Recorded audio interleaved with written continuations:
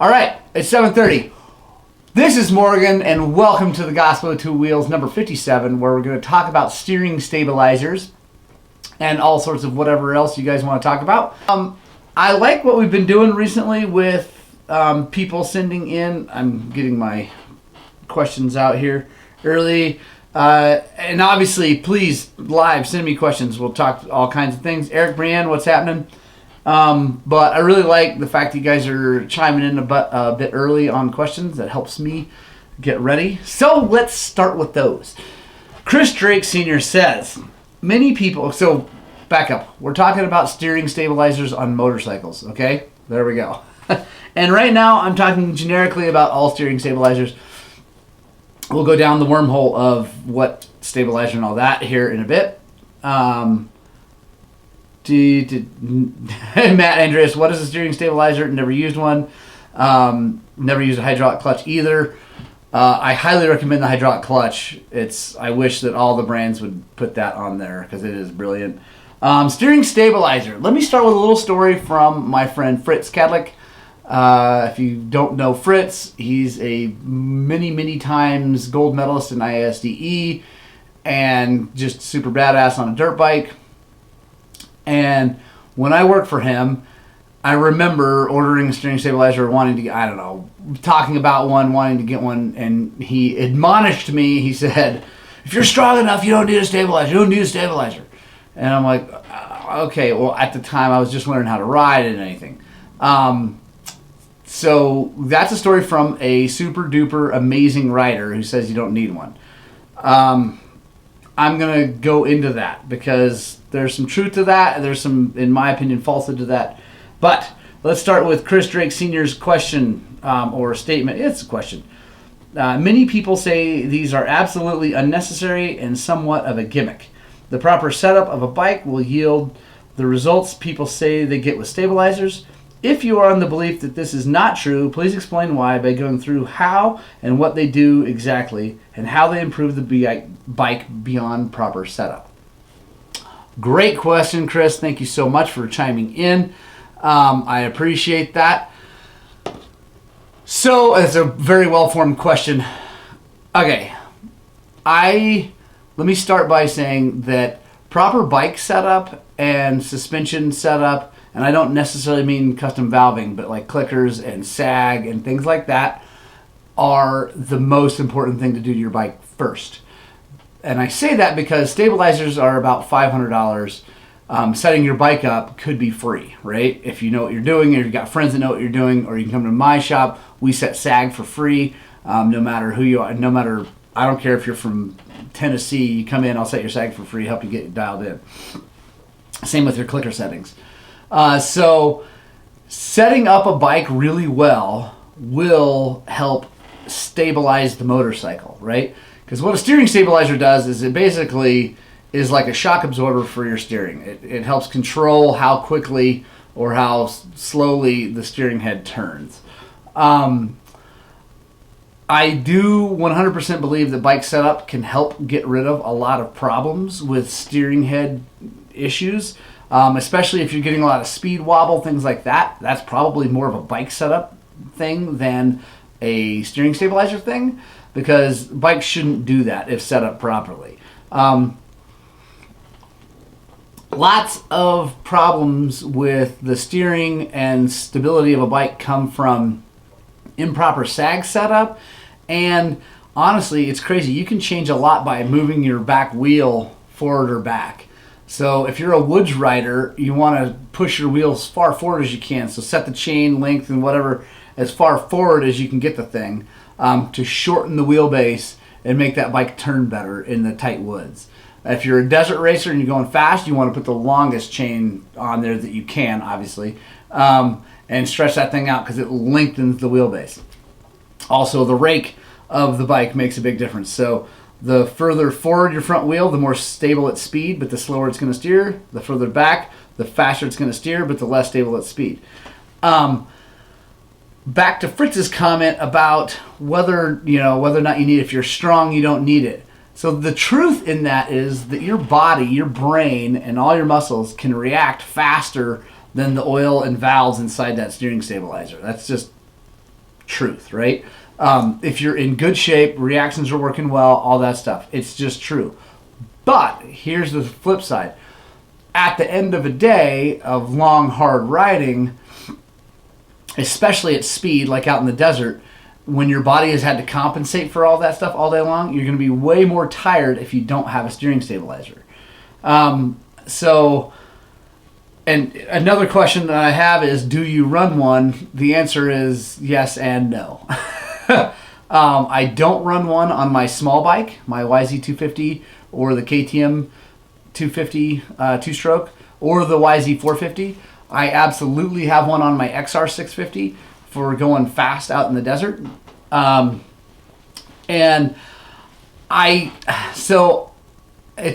torn because if people are trying to set their bike up and whatever, I really think you need to look at bike setup, tire pressure or mooses if you have that, things like that before you just buy parts to bolt on the bike to try to fix a problem. Because it may be that there's a bigger problem than just needing a steering stabilizer.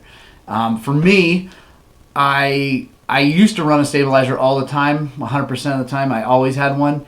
And then I needed to lower my bars at one point because I thought I want to try lower bars. I want to see what's going on. And the easiest way to do that was to take the steering stabilizer off because I had the bars on top of the stabilizer. Was to take the stabilizer off, bolt them down low, and go. And I was amazed that it just didn't seem to make any difference. Like the bike, and I had at that time, I had finally learned how to set up a bike. And this is years ago. But also years after I started riding and taking it seriously, and I finally had learned how to set up a bike, and so I take the stabilizer off and bang. I was like, wow, I barely even noticed that. So I ditched it on my little bikes because it's money I didn't need to spend. I could take that money and buy tires and gas, which was the recommendation from Fritz when I asked him how to go faster was buy tires and gas. You'll learn to go faster if you go through lots of tires and lots of gas. So I don't think they're a gimmick necessarily, but I do think that proper bike setup is important to get started. Eric Cancer, I use the KTM PDHS system. Tried taking that off and just using a stabilizer, but hated it. Took the stabilizer off and went back to the rubber mount. Might try the XC gear setup. Hate how some raise the bars too high. I'd rather have the rubber mount than stabilizer. Okay, there we go. So the stabilizer, the thing about the stabilizer, is that it's not going to reduce like the hit or that kind of fatigue. It's reducing the input from keeping the bars straight. John Hatch, would a stabilizer make no-hand landers safer and easier? Yes, 100%. Roger Hurd says, SoCal Desert or Mexico, you need one? I agree with that, 100%. If you're racing in Southern California or in Mexico at those speeds, 80 miles an hour, 70, 80 miles, 90 miles an hour, I 100% believe that a stabilizer is a good choice. I raced out there without one. I didn't die, but it was terrifying. Eric Cancer, I do tighten the steering nut as well. So that...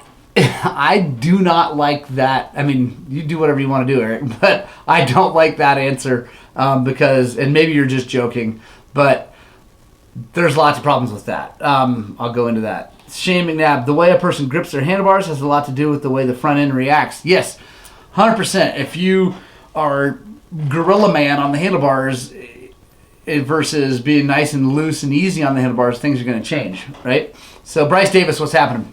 George Pennington, I worked at Scott's at the time the stabilizers came to be. They were originally imported by High Point and White Brothers. Scott and his buddies were racing Baja at the time, and they were a valuable addition to the XR600s. Those companies were unable to adequately penetrate the market and dropped them.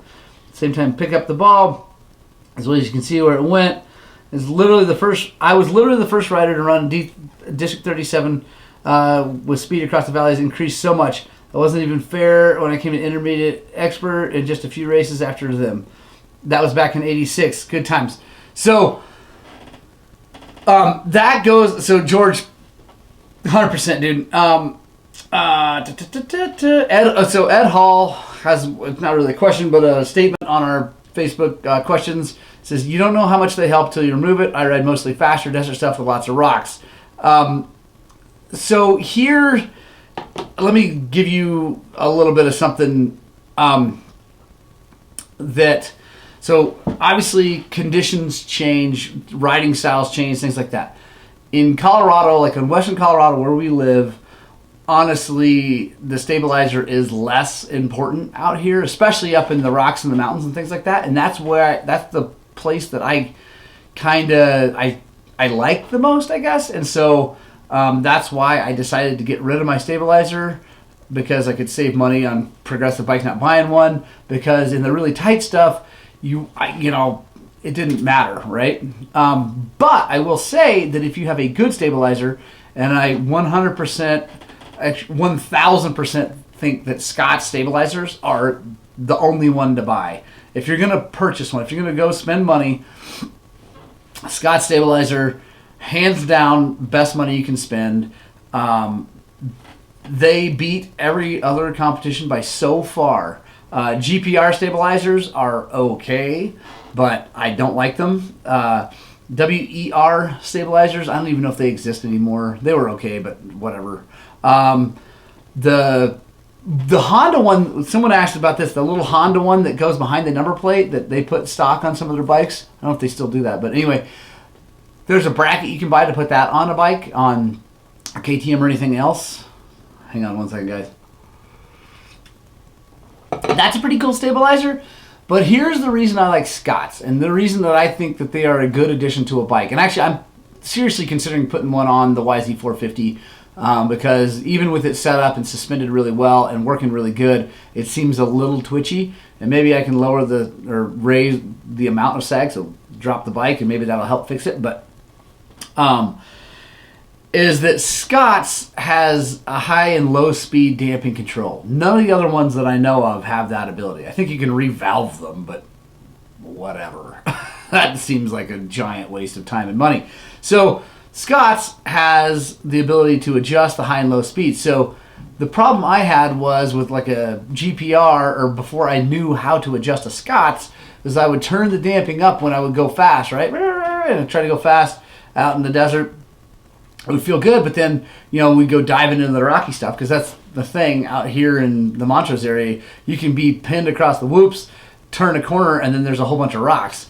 And we go into those rocks, and then I would be fighting that stabilizer to work the thing through the rocks. And I was like, so I'd turn it back down, and then anyway, it turns out that Scott's has a fix for that in their stabilizer that I didn't know about at the time. So you can turn the overall damping way down, which is what I do, and then you can increase the spike control or high-speed damping. And I think that is where the question that Chris Drake Sr. posed about, is it a gimmick? That is where this thing is not a gimmick, right? So you can turn the overall damping down if you don't want any resistance to your normal steering, and you really can't even tell. But you can up the spike control, so when you do come out of a big turn and get on the gas, and you hit that rock that you didn't see, or that bush or whatever, it catches that. You go bam and hit it, and instead of yanking the bars out of your hands, and I don't care how strong you are, that can happen, or sending you in a tank slapper or something like that, it catches that hit. And that is the brilliance, in my opinion, of the Scott stabilizer, because that is huge. Roger Hurd said, I have the same box since 1990. Just buy mounting kits. That's the cool thing too. Once you buy one Scott's, you're done. Jeremy Schoening, Ryan Oberlanda, Eric Brand, stabilizer saved my butt in the Baja several times, but I do not use one when riding enduros. There we go. So that's the cool thing though, Eric. If you had and I'm sure you do have a Scott's. If you have one though, and if you don't have multiple bikes, like I said, you can just back the normal thing down and keep the spike control up, or lower it too. Most people don't know how to fiddle with the spike, because Scott's kind of tells you not to, because you can really screw it up. But that's what's under the little black cap. If you pull that black cap off, there's a flat blade there, and you can fiddle with that. Shane McNabb, I became a firm believer in the steering damper after road racing at Highland. Yeah, absolutely. That's a rough piece of road. By the way, Shane, are you coming to the Gold Rush? Let's do it. I heard I don't like GPR at all. Alec Moorfield, Javier, Que Paso, Todd York, Matt Andreas, 2002 KX250 has the most choppy front end I've ever rode. Willie Watts says never had one. Yeah, so like I think if you're I shouldn't even say fast. If you like riding a lot, right? It's another part that can help with fatigue. At the end of the day, again, even if your bike is set up perfectly, there's tiny inputs happening all the time, and and your brain is adjusting for that when you hit a rock, like that. And another thing I want to talk about actually really quickly is that it's not just rocks. So in deep sand, I've found that they're magical when you're, and not necessarily at speed. I mean, speeds are good too, but in deep sand, if you're going into a turn, right, and you're like hard on the brakes to get shut down for the turn, and you input the bike and you get back on the gas, a lot of times, and again, bike setup can help with this, but even if your bike is set up well, if you get a little too hard on the front brake or a little far forward on the bike and the front end starts to go down, starts to knife, and again, I mean, yeah, if you're riding perfectly, maybe this doesn't happen, but let's be honest, if we're all honest, at the end of a race, we're all getting tired, and it starts to knife, that stabilizer can help with that too, and help with that front end knifing around and keep you from pitching over the bars, which I find to be quite handy. Again, I don't have one on my little bikes, so but I am considering getting one for the YC450. Oberlanda, I want one, but don't want to spend the money, not knowing what I'm getting into. I also have to deal with head shake a couple minutes a year. Fair enough. So that's just it. Like, my overall take home for this thing is that no one has to have one, right? I mean, Malcolm Smith and all those J.N. Roberts and all those dudes raced for a long time going really fast across the desert without them. But with a well set up bike, it can be a really nice addition to making the bike just more comfortable to ride for long days. Shane, I'm stoked that you're going to be there. So Chris Drake, how often should you service them? Scott specifically, I think every year. Okay, now most people don't do that. I don't do that. I've got the stabilizer on my 650 is in dire need of it, but it's just like fork oil. If you've ever taken one apart, yeah, it's pretty cool actually. You take the thing apart, the whole thing, in a weird way, looks an awful lot like a fork, right? The shim stack and things. It's not different, but it works the same way, right? So there's basically fork oil in there, and seals and shims and holes and things like that, and that control it. And so, and little pins, just like the rebound adjuster, compression adjuster on your forks and shock. So that thing, if you think about it, moves back and forth a freaking million times while you're riding, every time you ride, and tiny bits of debris get in there, clog up the oil, whatever. So I think every year, it's not very expensive. Todd York, you do need a 650. Everybody on Earth needs an XR 650R, in my opinion. Tom Height, what's happening, Sheldon Krob? So here's another thing about servicing. I know we're kind of all over the place, but here, because that's a great question, Chris, about servicing, is if you don't service it, what happens is when you take it apart, the body of the stabilizer will be worn out. And what happens is, like I said, as that thing moves back, and the little sweep moves back and forth and pushes oil back and forth, little bits of aluminum get in there, bits from the seals, anyway, debris and things. As that goes back and forth enough, that debris starts to wear the aluminum even more, and blah blah. And next thing you know, you're basically buying a new stabilizer. Scott's is actually super awesome, and if your body is worn out, they give you a smoking deal on getting one replaced. So it ends up being a lot cheaper than buying a whole stabilizer, but still, it's more than you should have to spend. I think that Scott's only charges like $60 to service it, and they put all new seals, all new everything. We rebuild them at the shop. We charge about the same, I think, but it's not the easiest thing in the world to do. It's not horrible. You can do it under oil, which means that's so you get all the air out. But unfortunately, what that means is you have to waste a bunch of oil because it gets contaminated. Anyway, so honestly, I just send mine out to Scott's now. I don't even do it myself. It's a shame. I've had both of mine for 10 years. I've never serviced them. Service it. You'll be blown away actually at how much better it works. Bill Bunt. I finally bought a Scott's a couple years ago. Really like it. Thanks for the info. You bet, Bill. George Pennington. George, thank you so much for watching and commenting because you have a lot of good information. The most common misconception is that stabilizers prevent head shake. Yeah, and that proper bike setup will prevent that. Back in the 80s, there was some truth to that as the bikes, particularly Hondas and Suzukis, had steep geometry and spindly forks. Fork flex had more to do with the head shake than anything else. These days, bikes don't have that problem, so it's a moot point. The number one reason to have one is for the high-speed circuit that controls the spike that hits you correctly, thank you, I correctly explained. It's the difference between a side glance of a rock on the trail forcing you to make a correction or just rolling along like nothing ever happened. Multiply by the thousands of times you may hit a root or rock during an enduro or a spirited trail ride. 100%, dude. So just orifices. Thank you, Javier. There's no shims. Yeah. Thank you very much for clearing that up. The Alan Brown, Spencer Sutton, what's happening? Todd York says, I have 2 Scotts sitting on my shelf. I'm too lazy to install them on my new bike. Hey, Todd, if you're super bored of looking at one, you can send one to me and I'll put it on our YZ450 rental bike.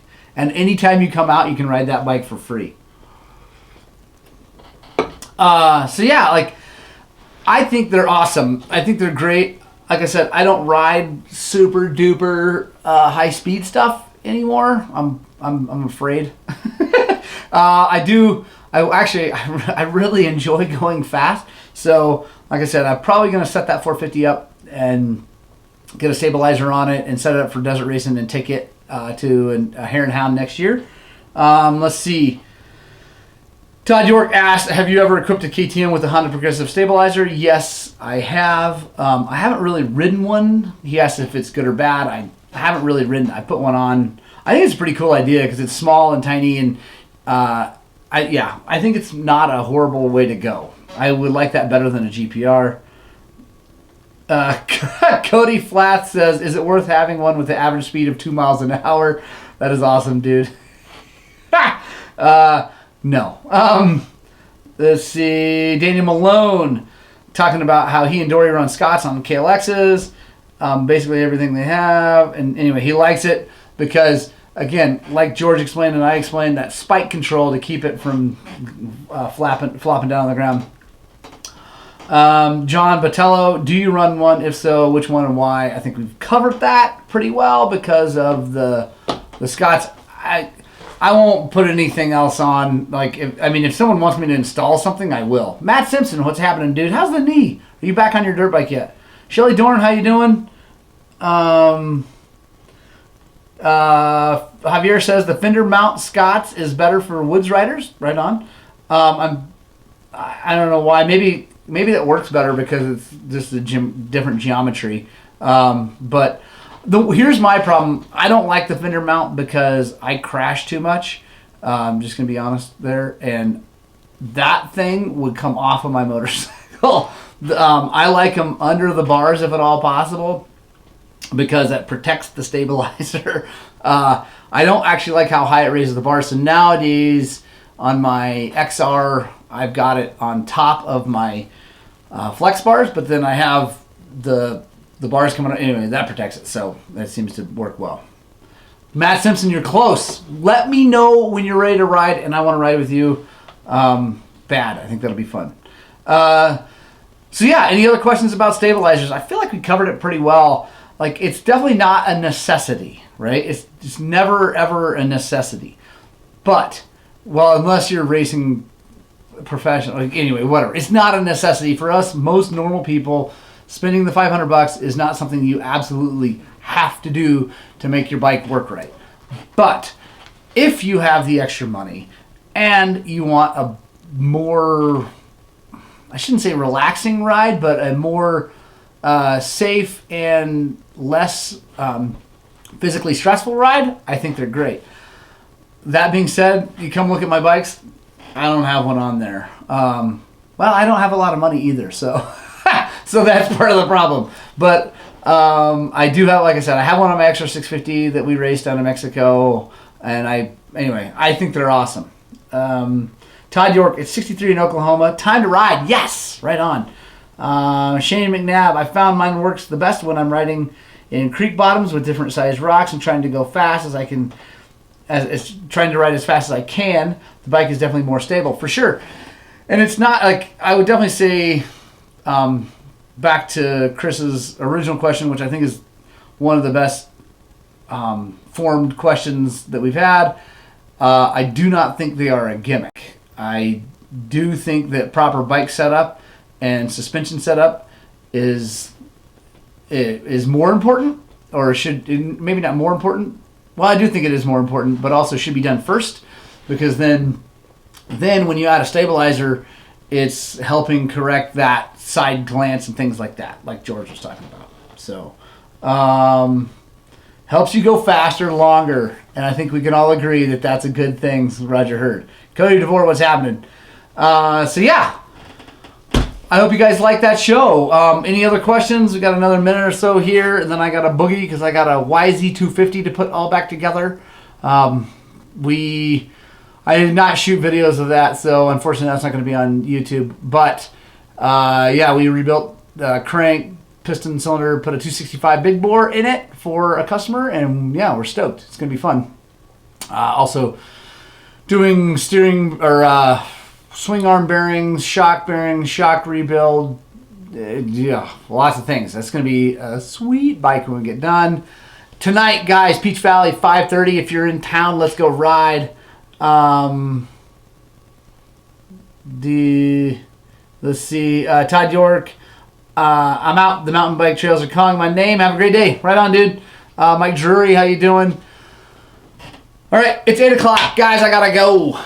Thank you so much for watching and joining in on this live feed. It means a ton. Honestly, we had a big group today. Guys, thank you so much, Javier, for your expertise with the shims and your suspension knowledge. George, with the knowledge of all the steering stuff, the Scott stuff from being back there in the day. Roger, for all your experience in the desert. I appreciate that. And all of you guys, for all of your comments. It means the world to me that you guys take the time out of your day to watch me babble on at a camera.